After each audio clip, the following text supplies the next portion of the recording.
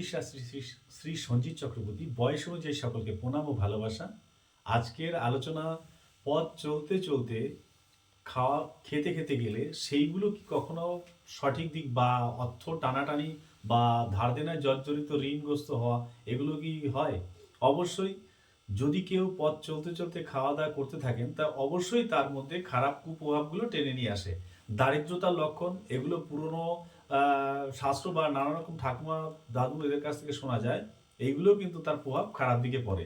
যদি পথ চলতে চলতে কেউ খাওয়া দাওয়া করে, তার দারিদ্রতা এবং অভাব, অর্থ অনটন, এগুলো অবশ্যই হতে থাকে, ঋণগ্রস্ত হতে থাকে। তার খারাপ প্রভাবগুলো সংসার জীবনে, এটাও তার একটা খারাপ প্রভাব পড়ার কারণ। তো অবশ্যই চেষ্টা করুন পথ চলতে চলতে না খাওয়া, সুস্থ থাকা, ভালো থাকা। এবং সামনে নেক্সট ভিডিও আসছে, সেটা নিয়ে আপনারা দেখুন। যদি ভালো লাগে জানান, লাইক শেয়ার করুন, জানান এরপর ভিডিওগুলো ভালো লাগছে কিনা। অবশ্যই এর পরের ভিডিওগুলো আবার ছাড়বো। আশা রাখা যায় আপনাদের ভালো লাগবে। যদি ভুল কথা বলে থাকি, আমি ক্ষমা প্রার্থী।